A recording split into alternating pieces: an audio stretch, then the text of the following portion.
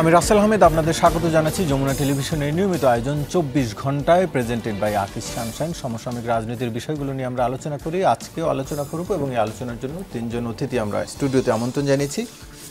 তাদের সাথে আমরা একটু শুরুতেই পরিচিত হয়ে নিচ্ছি। ডান দিক থেকে শুরু করছি মোহাম্মদ হারুন রশিদ, বিএনপি চেয়ারপারসনের উপদেষ্টা ও সাবেক এমপি। আপনাকে আলোচনায় স্বাগত। রয়েছেন জনাব বুলবুল হাসান, লন্ডন প্রবাসী লেখক, কথা সাহিত্যিক। আপনাকে আলোচনায় স্বাগত জানাচ্ছি।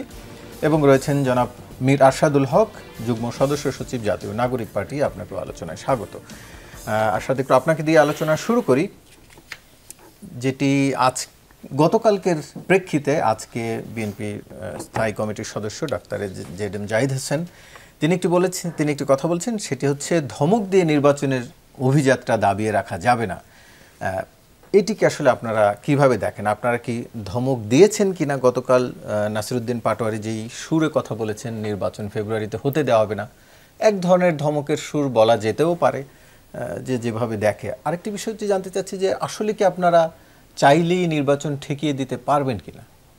ওকে, এটা তো এক একটা দলের এক এক পজিশন থাকে, যে তাদের বক্তব্যের ভিন্নতা। আমি নাসিরের ওই বক্তব্যকে ওই আকারেই দেখি। এখন সিদ্ধান্ত নেওয়ার এখতিয়ার তো সরকারের এবং নির্বাচন কমিশনের। আমাদের জায়গাটা ছিল যে বর্তমান যে পরিস্থিতি বা এখনকার সামগ্রিক যে অবস্থা, সেটা কি এখনই নির্বাচনের জন্য আমরা প্রস্তুত কিনা। যে এত লম্বা সময় যে সংস্কারের জন্য যে আলোচনাগুলো হলো, ওগুলা আপনি যদি ফিল্ডে দেখেন, যে আমাদের প্রশাসনের জায়গাগুলোতে আমরা যেরকম দেখি যে এক প্রকারের এখন থেকেই একপাক্ষিক আচরণ, মানে ওনারা এইভাবে আচরণ করে যে পরে তো অন্য দল ক্ষমতায় আসবে। সেটা আমি যদি বলি যে আপনাকে একদম রুট লেভেল থেকে সচিবালয়, যে আগে থেকেই এক প্রকারের একপাক্ষিক আচরণ। পাশাপাশি আপনি দেখেন আজকে আচরণ কতদিন পর নির্বাচন হলে পরিবর্তন হবে বলে মনে করেন? হ্যাঁ, সেইটার কথাই আসছি, যে আমাদের পক্ষ থেকে যে দাবিটা ছিল যে একটা মিনিমাম লেভেল প্লেইং ফিল্ড এবং যে নির্বাচনের প্রস্তুতি, সেই জায়গাটায় যদি আপনি দেখেন যে আপনার এখন এসে আমাদের শুনতে হচ্ছে জাতীয় পার্টির প্রধান, সে বলছে যে আওয়ামী লীগের নির্বাচনে যদি অংশগ্রহণ না হয় সেক্ষেত্রে নির্বাচন ফেয়ার হবে না। তো আপনি এত বড় একটা অভ্যুত্থানের পরে, এতগুলো মানুষের হত্যার পরে, এতগুলো মানুষ আহত পরে তাদের বিচার আচারের বিষয় আছে, আমাদের আরও কিছু দাবি দাওয়া আছে, সেই দাবি দাওয়াগুলো পূরণ করা হচ্ছে না। পাশাপাশি আওয়ামী লীগকে আবার ফিরিয়ে আনার জন্য জাতীয় পার্টির কাঁধে এক প্রকারের তারা দায়িত্ব নিয়ে বসেছে। সেই জায়গা থেকে তাদের ব্যাপারে কোনো আলোচনা নেই। সেই নির্বাচনী যে আপনার আইন শৃঙ্খলা পরিস্থিতি, সেগুলোর কোনো প্রস্তুতি নাই। তাড়াহুড়ো করে যেন মানে ফেব্রুয়ারির মধ্যেই ইলেকশন দিয়ে দিতে হবে। আমরা আসলে ফেব্রুয়ারির মধ্যে হলেও আমাদের সমস্যা নেই। আমাদের সমস্যা হচ্ছে আমাদের হাতে যে সময়টা আছে, এই সময়টাকে আপনি নির্বাচনের জন্য আপনার প্রশাসনকে, আপনার নিরাপত্তা পরিস্থিতিকে এবং আমাদের যে দাবিগুলো ছিল, সংস্কারের যে দাবিগুলো, সেগুলোকে একটা পর্যায়ে নিয়ে আসেন, যেটাতে আমরা সন্তুষ্ট হব এবং আমাদের মনে হবে যে এখন নির্বাচন করা সম্ভব। এই মুহূর্তে আমরা যেটা মনে করি যে এখনই যদি তাড়াহুড়া করে ফেব্রুয়ারির মধ্যে ইলেকশন দিয়ে দেয় এবং এই কাজগুলো বাকি রাখে, তাহলে আমার মনে হয় না যে মাঠ পর্যায়ে নির্বাচনটা সুষ্ঠুভাবে করা যাবে আর কি। তাড়াহুড়া বলছেন মানে 1 বছরেরও পরে নির্বাচন হতে যাচ্ছে। 1 বছর না, ফেব্রুয়ারিতে নির্বাচন হলে 1.5 বছর পরে নির্বাচন হবে এই সরকারের। তারপর আসলে তাড়াহুড়া না, আপনি তো 1.5 বছরের মধ্যে যে আমরা একটা ঐক্যমত্যে আসতে পারিনি, সবগুলো দলের মধ্যে বিভাজন। বিএনপির জায়গাগুলো দেখে, অন্যান্য দলের জায়গাগুলো দেখে, এটা যে কমন আন্ডারস্ট্যান্ডিং এর মধ্যে আসা, সেই পরিস্থিতি কিন্তু এই সময়ের মধ্যে পারা যায়নি। এবং আমাদের পক্ষে যে দাবিটা ছিল যে আমরা দেখেন যখন গণঅভ্যুত্থানটা হলো এবং 5 তারিখের পর আমরা যে কি পরিমাণ খুশি হয়েছিলাম, যে আমরা মনে করেছিলাম যে দেশে আর কোনো দুর্নীতি থাকবে না, পুলিশ নিরপেক্ষভাবে কাজ করবে। আর একটা গুরুত্বপূর্ণ বিষয় আমি এখানে বলি, সেটা হচ্ছে যে পুলিশের যে ব্যাপারটা আমার কাছে পার্সোনালি মনে হয়েছে, পুলিশের জনগণের প্রতি আস্থা এবং আমাদের পুলিশের উপর আস্থা, দুইটার কোনোটাই হয় নাই। যেমন আমি যদি উদাহরণ দিই, আমরা যখন যে পদযাত্রা করছিলাম, গোপালগঞ্জের যে ঘটনাটা ঘটেছিল, সেই ঘটনায় আমরা দেখি যে পুলিশ এক প্রকারের নীরব ভূমিকা রেখেছে। আবার গতকাল বা পরশু চট্টগ্রামে দেখলাম যে আওয়ামী লীগের যে একটা ঝটিকা মিছিল, সেটা থামাতে গিয়ে পুলিশকে কুপিয়ে দিল। আবার দেখতেছি যে এখানে জঙ্গি প্রশিক্ষণ চলতেছে, একটা গ্রেফতারের ঘটনা, একজন মেজর, সেটা আমরা দেখলাম। এবং আমরা দেখলাম যে অনেক অস্ত্র আমরা শুনতেছি পাশের দেশে। এই যে এতগুলা বিষয়, এই সামগ্রিক বিষয় এখন কিন্তু একটা জটিল সিচুয়েশন। আমরা মনে করি যে এই মুহূর্তে এত দ্রুত তাড়াহুড়া করে ইলেকশন এই পরিস্থিতি ঠিক না করে, সেটা একটা রিস্ক হয়ে যায় জাতির জন্য। তবে যদি এর ভিতরে পরিস্থিতি উন্নতি হয় এবং আমাদের যে দাবি দাওয়াগুলো, সংস্কারের যে মিনিমাম এবং বিচার কার্য, এগুলো যদি একটা স্টেজ পর্যন্ত আসে, সেটা ফেব্রুয়ারির মধ্যে ইলেকশন সম্ভব। আমার কাছে মনে হয়। সেটি আপনাদের দুজন ছাত্র প্রতিনিধি উপদেষ্টা পরিষদে রয়েছে, সেই অর্থে কেউ কেউ বলেন যে আপনারা সরকারের কিংস পার্টি, সেটিও বলা হয়। তো সে সরকার যদি এটি ব্যবস্থা করতে না পারেন, সে দায়ও তো আসলে একান্তরে এটিকে এক ধরনের পরিকল্পনা মাফিক বলা হয় না, যে তার মানে নির্বাচন পিছিয়ে দেওয়ার জন্য এই কাজগুলো করছে না, যেটি অন্য দলের অভিযোগ। আচ্ছা, কিংস পার্টির ব্যাপারটা আমি বলি, বাংলাদেশের রাজনীতি যদি আপনি বুঝতে চান তাহলে আমি যেটা বলবো যে আপনাকে যে কোনো একটা আসন ধরে চিন্তা করতে হবে। যেমন ধরেন আমার এলাকা আসন বলি, চট্টগ্রামের বাঁশখালী। চট্টগ্রামের বাঁশখালীতে আপনি দেখবেন যে কিভাবে রাজনীতিটা কাজ করে আর কি। আপনি দেখবেন সরকারি যত সুযোগ সুবিধা আসে ইওনোর মাধ্যমে বা অন্যান্য দপ্তরের মাধ্যমে, সেখানে ভাগ করা, মানে এগুলো এমনভাবে মানে মনে হয় যে এরা কেউ জানে না, কিন্তু বাস্তবতা এটাই যে বিএনপি এখান থেকে পাবে 60%, হ্যাঁ, জামাত পাবে ধরেন 40%। ওরা ওইভাবেই সেট আপ করা, এবং ওই টাকা দিয়ে, এবং আমি বলি শেষ করি, এনসিপির ভাগে হ্যাঁ নাই, আপনি খোঁজ নিয়ে দেখেন, আমাদের কিংস পার্টি বলে, কিন্তু আমাদের কোনো ওই যে আপনি এটা আমি বলতেছি আপনাকে গ্যারান্টি দিয়ে, রাস্তার কাজ বলেন, আপনার সরকারি যে ডোনেশনগুলো আসে সেগুলো বলেন, সেগুলা ওরা আগে থেকে খেয়াল করে যে কারা ক্ষমতায় আসতেছে, তাদেরকে পার্সেন্টেজ দেয়। সেই জায়গাগুলো, সেই যে রাস্তাঘাটের কাজ, সেই যে আপনি ধরেন টিউবওয়েলের কাজ, সেই যে ধরেন চালের কাজ, এগুলো যখন তাদের হাত দিয়ে দেয়, ওরা তাদের এলাকায় সেগুলো বিতরণ করে এবং তাদেরকে বোঝায়, দেখো আমরা তোমাদের জন্য কাজ করতেছি। অথচ এই যে কাজগুলা, সেগুলো জনগণের প্রাপ্য। আমি আপনাকে এটা দিয়ে এটা বুঝাইলাম যে রুট লেভেলে যদি আপনি চিন্তা করেন, রুট লেভেলে পর্যন্ত আগে থেকেই একটা পার্শিয়াল আচরণ শুরু হয়ে গেছে। আমি এটা এখানে বললাম, খোঁজ নিয়ে দেখেন সারা দেশে একই অবস্থা, এবং এটা সচিবালয় থেকে শুরু করে একদম মাঠ পর্যায়ে। সো এইরকম পার্শিয়াল আচরণ। আর প্রশাসনের জায়গাটা আমি যেটা খেয়াল করছি আমার ব্যক্তিগত অভিজ্ঞতা থেকে, প্রশাসন সম্পূর্ণ 90 ডিগ্রি পল্টি মারে, একদম 90 ডিগ্রি। আগে পুরোপুরি আওয়ামী লীগের হয়ে কাজ করছে, এখন আবার পুরোপুরি পরে কে ক্ষমতায় আসবে, কারা বড় পার্টি, এই ধরনের আমরা তো এমনটিও দেখেছি নোয়াখালী লক্ষ্মীপুর এলাকায় উপদেষ্টার ভাইয়ের মাধ্যমে সরকারি যে অনুদান বা যে টিআর কাবিখার কথা বলছেন, এই ধরনের বেশ কিছু সাহায্য বিতরণ করা হয়েছে, তেমন চিত্র তো দেখেছি। আপনি ওটা আপনি খোঁজ নিয়ে দেখেন, ওগুলা হচ্ছে যে আমরা একদম মিনিমাম পর্যায়ে। আচ্ছা, সেটি আমাদের আলোচনার একটা মিনিমাম পর্যায়ে চিন্তা করা হয় কিছু কিছু জায়গায়, খুব আমি এই আলোচনা করে আসছি যেন হারুন রশিদ সারা দেশে জানতে চাই। যেটি ধমকের প্রসঙ্গেই একটু আপনার কাছে আসতে চাই, সেটি হচ্ছে যেটি তারা বলছে যে নির্বাচন ফেব্রুয়ারিতে হতে দেওয়া হবে, এবং এর মূল কারণ হচ্ছে সংস্কার। যদি এমনটি হয় যে এনসিপি নির্বাচনে আসলো না, জামায়াত ইসলামী নির্বাচনে আসলো না, এমনকি ইসলামী আন্দোলন নির্বাচনে আসলো না, আপনারা কি সেই নির্বাচন চান, বা সেটি একতরফা নির্বাচন হয়ে যাবে না আওয়ামী লীগের মতো? আমি আপনার ভবিষ্যৎ অনুমান করে কোনো সিদ্ধান্ত বলতে পারবো না, তবে একটা বিষয় হচ্ছে যে নির্বাচন যত দ্রুত সম্ভব অনুষ্ঠিত করা খুবই জরুরি জাতির জন্যই। তার কারণ আপনার একটা অনির্বাচিত সরকার, সিলেক্টেড কিছু ব্যক্তি দ্বারা আপনার একটা দেশ দীর্ঘ সময় চলতে পারে না, এটা কখনো চলেও নি। এবং বিগত প্রায় 17-18 বছর যাবৎ আপনার মানুষ ভোট দিতে পারেনি, যার জন্য দীর্ঘ আন্দোলন হয়েছে। এবং সর্বশেষ গত জুলাই আগস্টে আপনার কোটা বিরোধী আন্দোলন থেকে আপনার জনবিস্ফোরণ সংগঠিত হয়েছে। কোটা বিরোধী আন্দোলন করতে গিয়ে ছাত্রছাত্রীদের উপর যে অমানবিক নির্যাতন নেমে এসেছিল, যার ফলশ্রুতিতে এটা আপনার একটা গণজোয়ার, গণজাগরণ, গণবিস্ফোরণ তৈরি হয়ে আপনার ব্যাপক রক্তপাত, প্রাণহানির মধ্য দিয়ে সরকার পালিয়ে যেতে বাধ্য হয়েছে। এই সরকারের প্রধানতম দায়িত্ব এবং কর্তব্যই হচ্ছে যত দ্রুততম সময়ের মধ্যে আপনার নির্বাচন সম্পূর্ণ করে জনপ্রতিনিধিদের ক্ষমতা হস্তান্তর করা দরকার। এখন এই ক্ষেত্রে বাংলাদেশে গত 15-16 বছর ধরে মত প্রকাশের স্বাধীনতা ছিল না, সভা সমাবেশের পরিবেশ ছিল না, যার ফলশ্রুতিতে 5ই আগস্টের পর বলা যায় যে ইভেন ধর্মীয় সমাবেশগুলোরও স্বাধীনতা ছিল না, পরিবেশ ছিল না। 5ই আগস্টের পর মোটামুটি এই জায়গাগুলো কিন্তু এখন মুক্ত, যে যার মতো সভা সমাবেশ করছে বা ধর্মীয় সভা সমাবেশগুলো হচ্ছে। এই সব ক্ষেত্রে আপনার আইন প্রয়োগকারী সংস্থা কোথাও কাউকে বাধা দিচ্ছে বা পাহারা দিতেছে, এরকম ঘটনা আমার জানা নাই। আর স্বাভাবিক কারণেই আপনার এই নির্বাচনকে কেন্দ্র করে বিভিন্ন রাজনৈতিক দল বিভিন্ন ধরনের মন্তব্য, বিভিন্ন ধরনের দাবি দেওয়া, বিভিন্ন ধরনের বক্তব্য আসা অস্বাভাবিক না, এটা গণতন্ত্রের সৌন্দর্য। যেমন আপনার গত 50 বছরে পেয়ার নিয়ে কখনো আন্দোলন হয়নি, এখন আপনার এই 5ই আগস্টের পরে এই নির্বাচনকে কেন্দ্র করে বলছে পেয়ার প্রথা আগে করতে হবে, কিন্তু বাংলাদেশে পেয়ার প্রথা নিয়ে ইতিপূর্বে কখনো আপনার কোনো প্রসঙ্গই ছিল না। দ্বিতীয়ত দাবিগুলো আসলে এর আগেও ছোট দলগুলো জানিয়েছিল। দ্বিতীয়ত হচ্ছে যে প্রায় নির্বাচনের আগেই এনসিপিকে নিয়ে আমি কোনো মন্তব্য করতে চাচ্ছি না যদিও, তবে জনগণের মধ্যে যে পারসেপশনটা এনসিপিকে নিয়ে, সেটা খুব সুখকর না, যেটা আমরা ব্যক্তিগতভাবে ছাত্র রাজনীতি করেছি, ছাত্র রাজনীতি থেকে এখানে 5 বার এমপি হয়েছি, আপনার জাতীয় রাজনীতিতে বৃহত্তম দলের একটা গুরুত্বপূর্ণ দায়িত্বও পালন করেছি।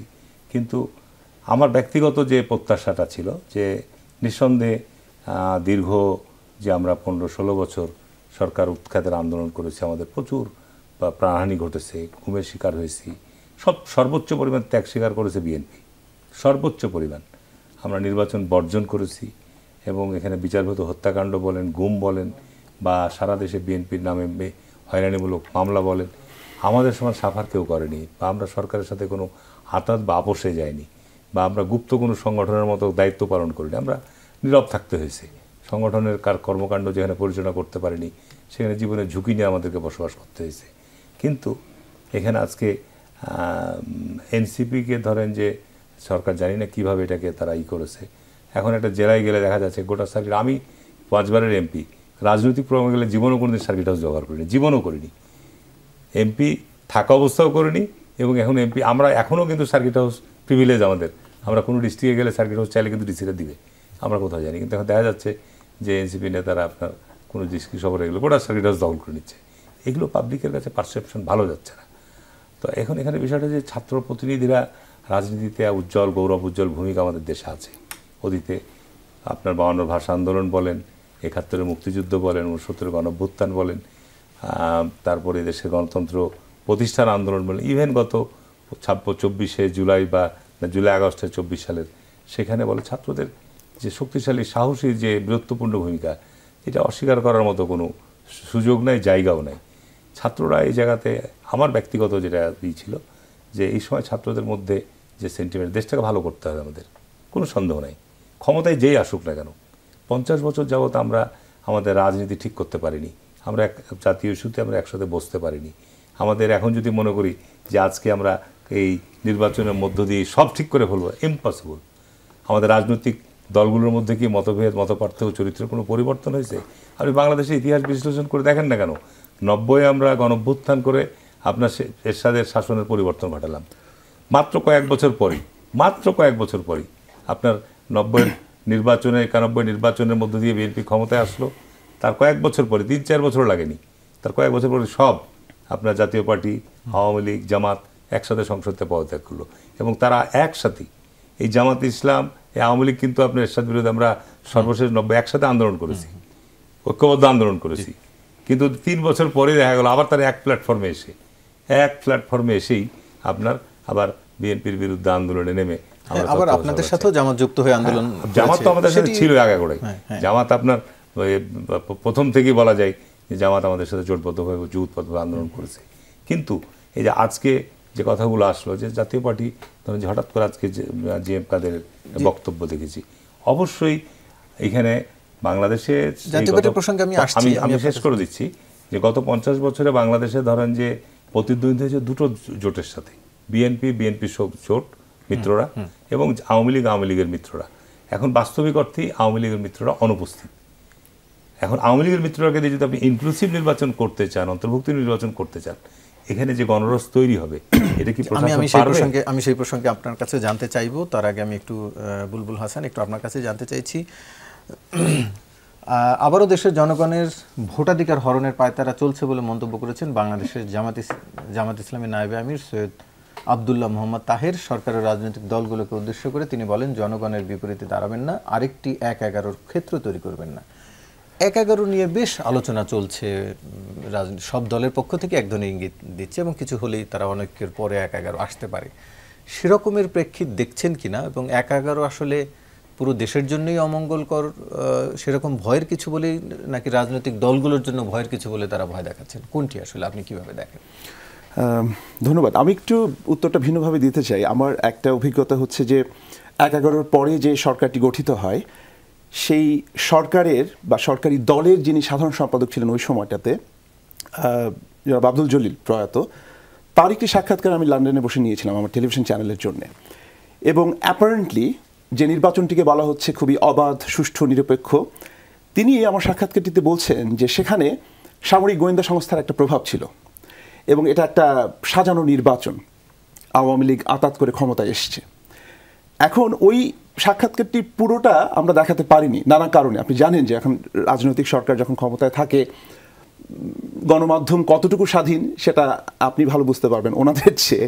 কিন্তু আমার এই প্রসঙ্গটিকে রেফার করার পেছনে একটাই কারণ, সেটা হচ্ছে যে আমরা মনে করি কখনো কখনো যে বাংলাদেশের রাজনীতিতে জনগণই হচ্ছে সকল ক্ষমতার উৎস।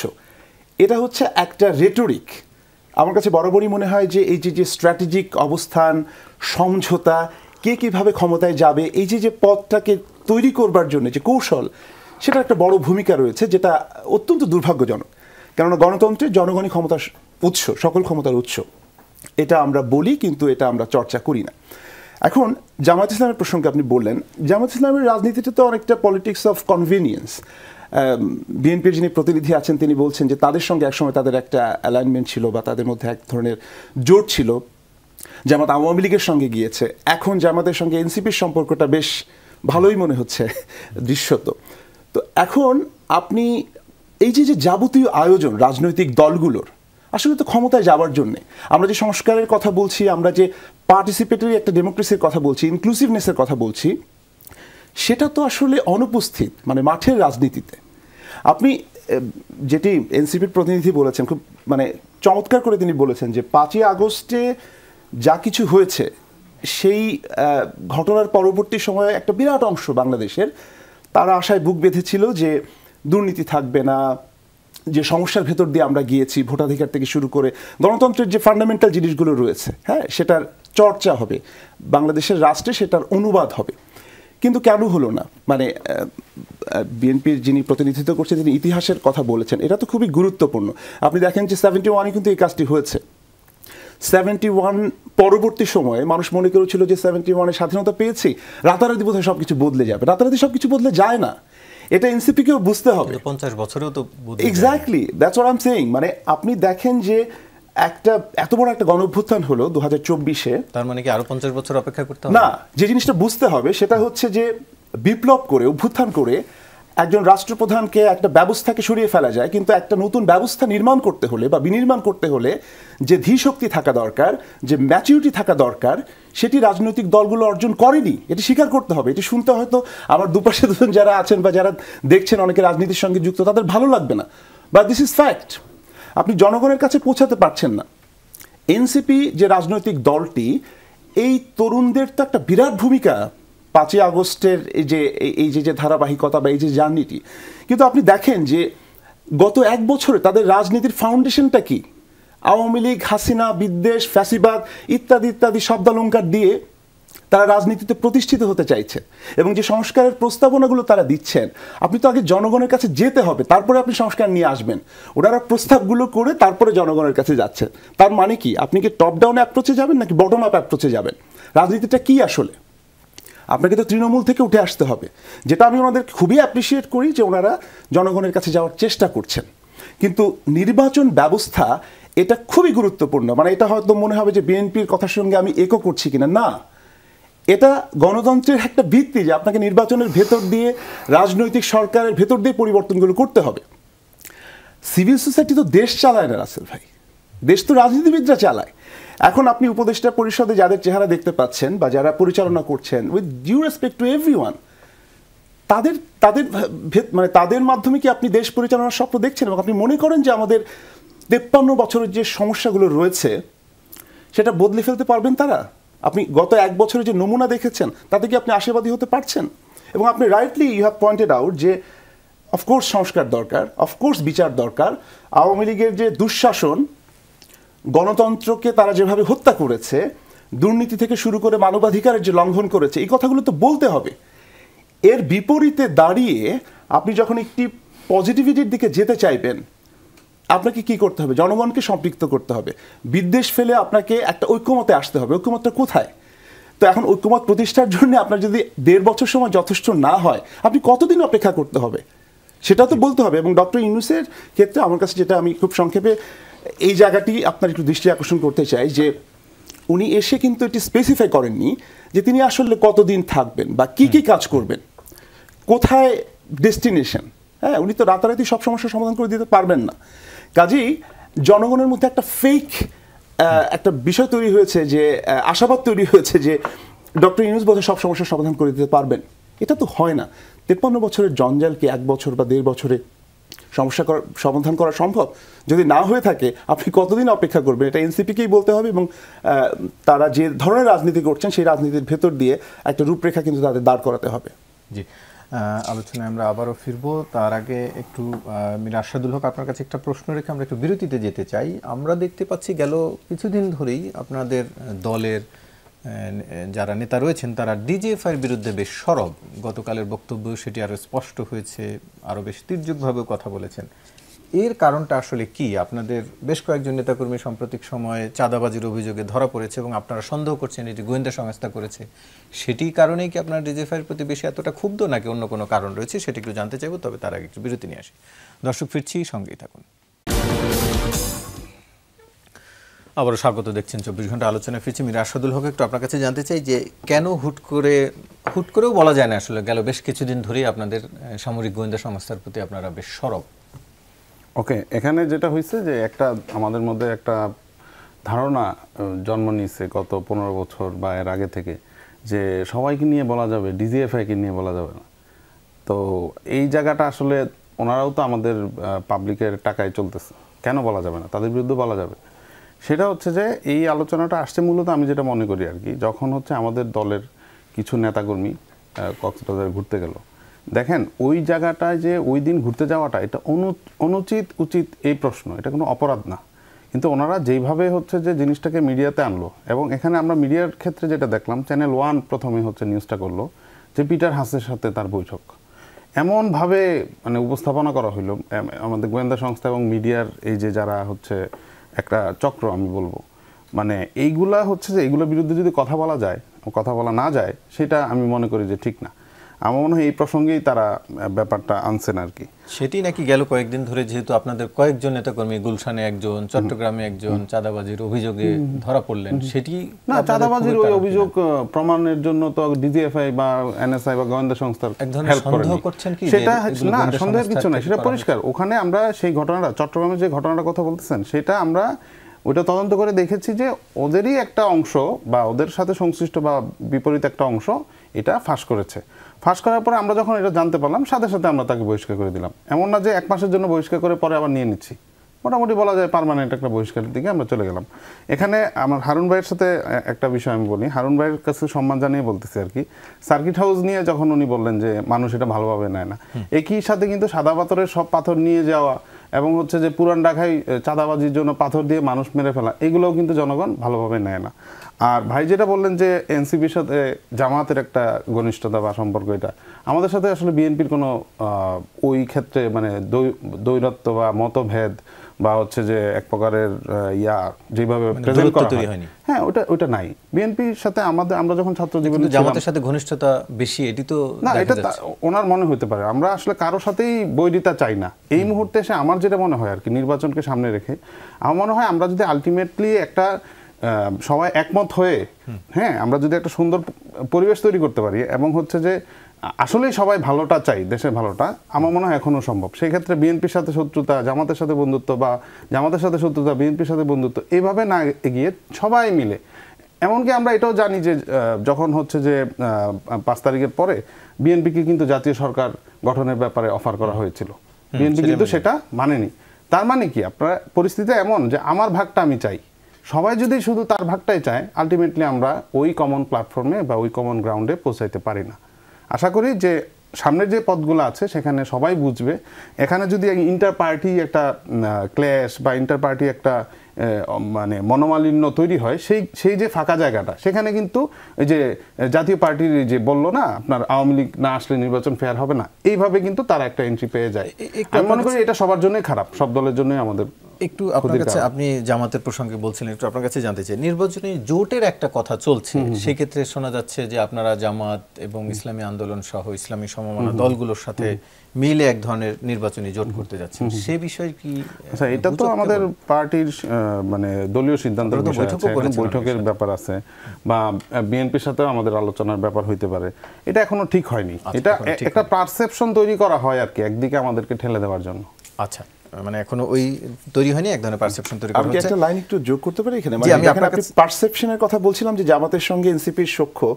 আপনি দেখেন যে ফ্যাসিবাদের যারা দোসর 24-এ যারা গণহত্যা চালিয়েছে তাদের ব্যাপারে এনসিপির কিন্তু বক্তব্য বা অবস্থান খুব স্পষ্ট, কিন্তু 71-এ যারা গণহত্যা সহযোগিতা করেছে সে বিষয়ে এনসিপি কোনো কথা বলে না। তার মানে নিশ্চয়ই একটা ব্যাপার আছে তাদের সঙ্গে, তাই না? একটা understanding থাকতে পারে না? সরি টু সে যে এটা আপনার খুবই ভুল একটা ধারণা আর কি। দেখেন 24 আর 71 সম্পূর্ণ আলাদা বিষয়। আমরা দুইটাকেই ধারণ করতে চাই। 71-এ যারা কেন আমাদের গণহত্যা ছেলেরা সহযোগী তো ছিল তাদের ব্যাপারে কি আন্দোলনই কথা করেছে বলেছেন? মাথায় বাংলাদেশের পতাকা বেঁধে।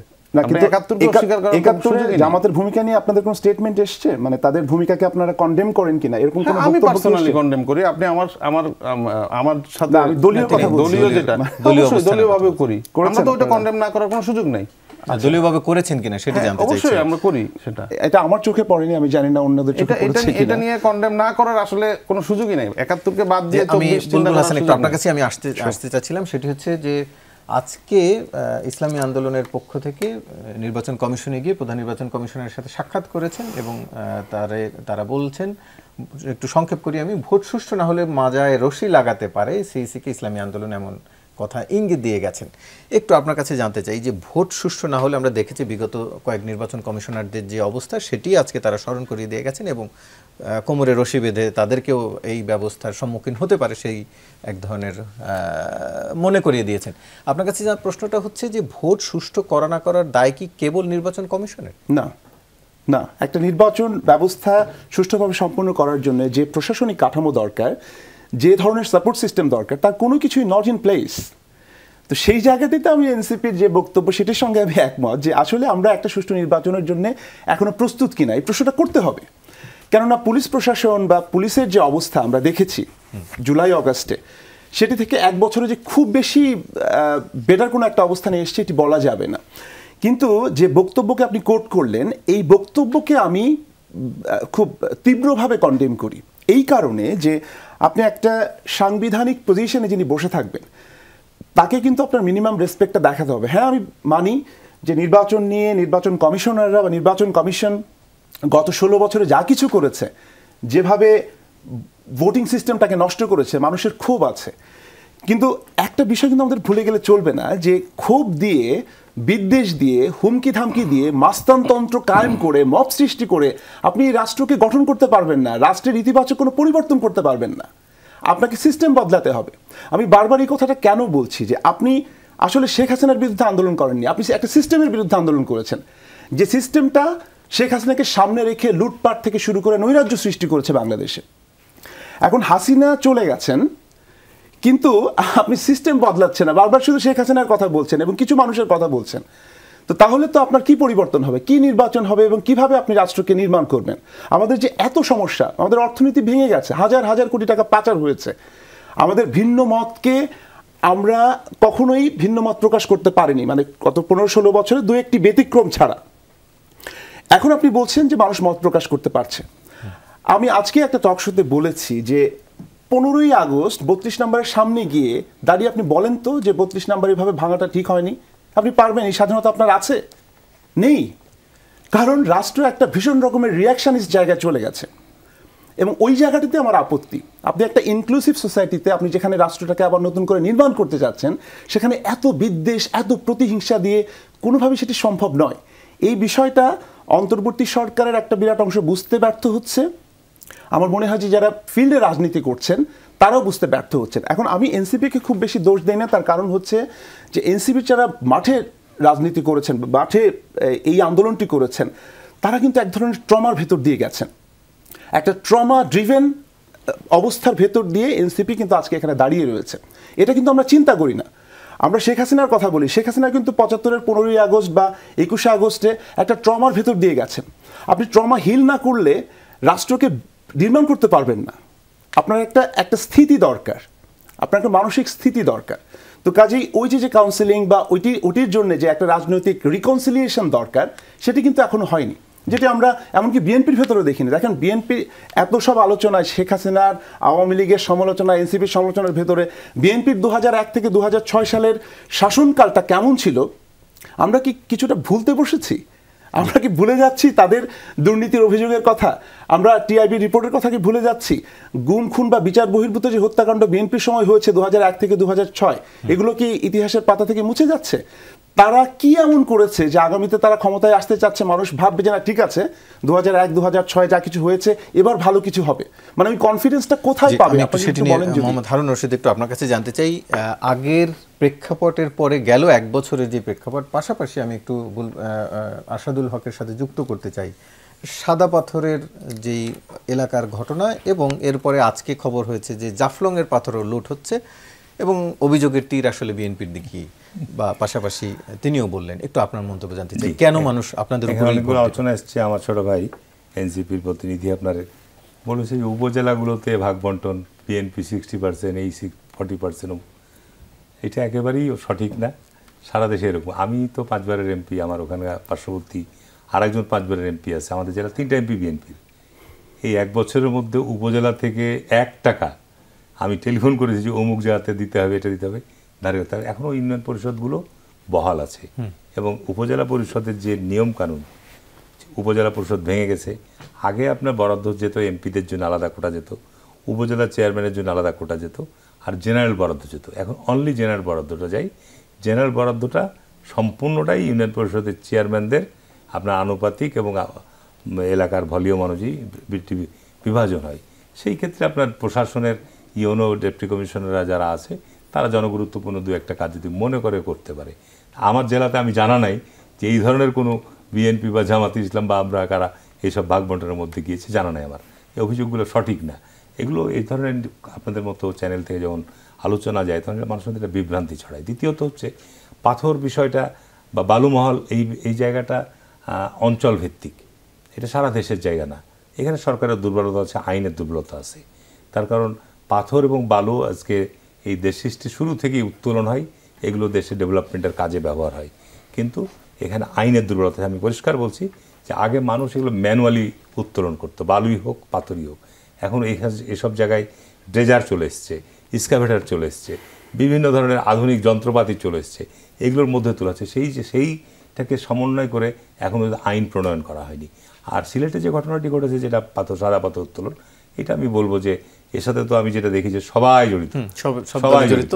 তো এখানে সরকারেরও ব্যর্থতা আছে এবং আপনার এখানে আইনের দুর্বলতাও আছে। এখানে অবশ্যই আমি বলবো যে সরকার এবং আইন এই জায়গাতে সঠিকভাবে কাজ করতে পারে নাই।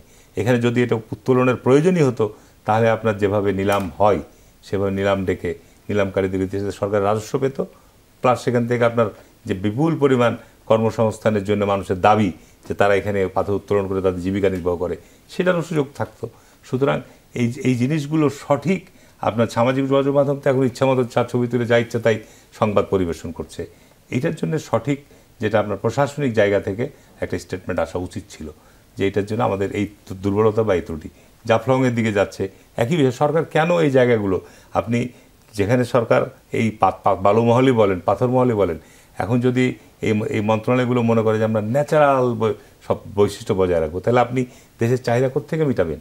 এগুলো তো ন্যাচারালি আপনার প্রবাহিত হয়। আমাদের পদ্মা যমুনায় যে পলি প্রবাহিত হয়, এটা তো যদি আপনি উত্তোলন না করেন তো গোটা নদী বন্ধ হয়ে যাবে। লক্ষ লক্ষ টন আপনার পদ্মায় যমুনায় বালি আছে। কিন্তু এগুলো আইনের দুর্বলতা আছে। আইনের দুর্বলতার কারণে আপনি এখান থেকে দেখা যাচ্ছে বালু খেকো তৈরি হচ্ছে, পাথর খেকো তৈরি হচ্ছে, এটা আইনের দুর্বলতার জন্য। কিন্তু লুটপাটকেও আসলে ওটা আইনের দুর্বলতার জন্য। তো আমি তো বলছি যে পাথর খেকো বালু খেকোটা তৈরি হচ্ছে কিসের জন্য? সম্পূর্ণ আইনের দুর্বলতা। আপনি যদি আইনটাকে সঠিকভাবে প্রয়োগ করতে পারেন এবং সঠিকভাবে আগে আমি এক্সাম্পল হিসাবে আপনাকে বলছি, আজকে যমুনা সেতু এই সেতুগুলো আজকে ডিজিটালি আপনার টোল আদায় করা হচ্ছে এবং ডিজিটালি 5 বছরের জন্য। একটু ছোট করে আরেকটা বিষয় জানতে চাই, যেটি তিনি বলছিলেন 2001 থেকে। উদাহরণ দিয়ে দিচ্ছি আপনাকে, ছোট করে। জি, আমি উদাহরণ দিচ্ছি যে এই যে টোলগুলো আগে টেন্ডার হতো, এখন হচ্ছে কি বড় বড় সেতুগুলো আপনার ডিজিটালাইজ, যারা অপারেট করবে তাদেরকে টেন্ডার দেওয়া হচ্ছে যে তুমি 5 বছর এটা অপারেট করো, কত টাকা লাগবে, বা 50 কোটি হতে পারে, 100 কোটি হতে পারে, এবং টোটাল যে টোলটা আদায় হচ্ছে সেই টোলটা সম্পূর্ণটা সরকার রাজস্ব যাচ্ছে, সরকার শুধু অপারেটের দায়িত্ব দিচ্ছে। এই যে আইনের বর্তমানে এই জায়গাগুলোতে আমাদের আইন যুগোপযোগী করতে হবে, তাহলে আপনার বালু খেকো তৈরি হবে না, পাথর খেকো তৈরি হবে না।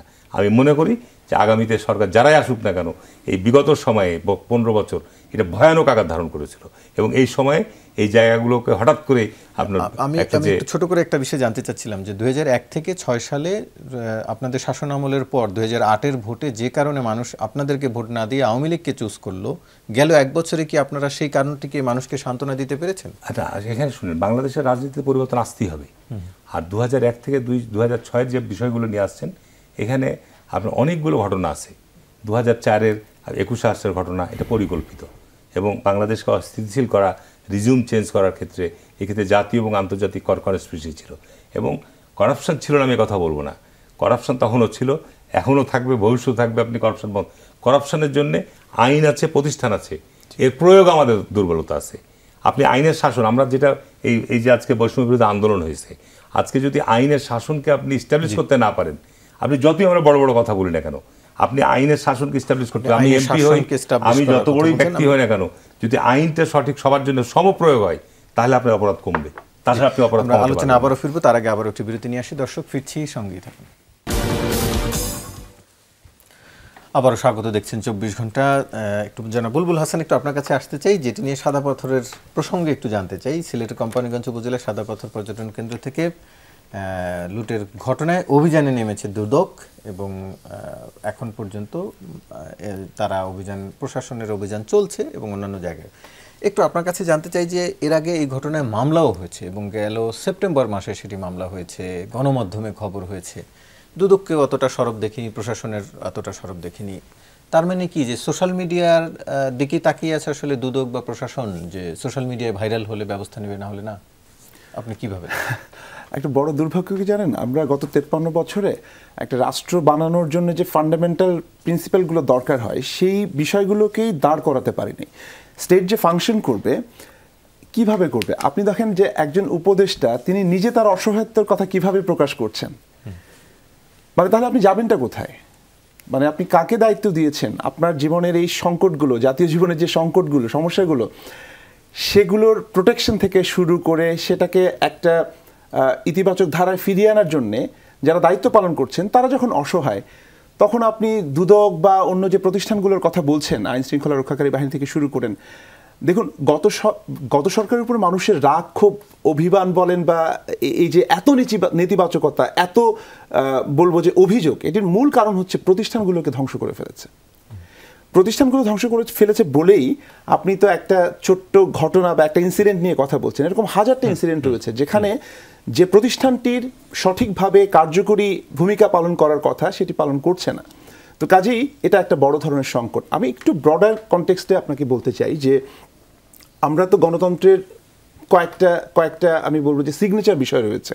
একটা তো নির্বাচন, আর একটা নির্বাচনের পরে যে সংসদীয় গণতন্ত্রের ধারা অনুযায়ী সংসদ যে ফাংশনিং হবে, পলিসিগুলোকে ঠিক করে রাখার যে বিষয়গুলো, সংসদে কি হয়েছে গত 16-17 বছরে? কেউ কেউ গান গেয়েছেন, কেউ কেউ স্তুতি করেছেন, হ্যাঁ, কিন্তু পলিসি মেকিং এর জন্য যে রিগোরাস প্রসেস দরকার, প্রসেস সেন্ট্রিক যে একটা কি বলবো যে প্র্যাকটিস বাংলাদেশ রাষ্ট্রে হবার কথা ছিল, সেটি হয়নি। কাজে আপনি একটা করে, ইংরেজিতে একটা কথা আছে চেরি পিকিং, একটা করে ঘটনা যদি ধরে যদি সেটাকে আলোচনা করেন তাহলে আপনি বিগার পিকচারটা দেখতে পাবেন না। এই পর্বে আমরা সময় কম পাবো। মীর আরশাদুল হক, একটু আপনার কাছে জানতে চাই, সংসদের প্রসঙ্গ আসলো, একটু আপনার কাছে জানতে চাইছি যে আজকে নির্বাচন কমিশনে জাতীয় পার্টির পক্ষ থেকে নতুন যে নেতৃত্ব আনিসুল ইসলাম মাহমুদ এবং রুহুল আমিন হাওলাদারের, তারা স্বীকৃতি চেয়েছে বিশেষ করে নির্বাচন কমিশনের, এবং বলা হচ্ছে যে তারা আগামী নির্বাচনে অংশ নেবে।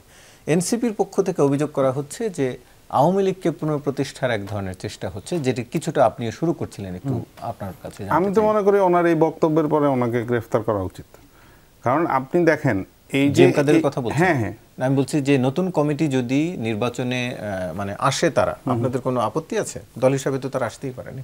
না, আমাদের আপত্তি আছে। এই জায়গা থেকে আমরা আসলে স্বৈরাচারের শেখ হাসিনা এবং আওয়ামী লীগের পুনর্বাসন যারাই করতে চাবে, যে প্রক্রিয়া করতে চাবে, আমরা সেখানে প্রথম বাধা হয়ে দাঁড়াবো, এই ক্ষেত্রে আমাদের কোনো ডাউট নাই।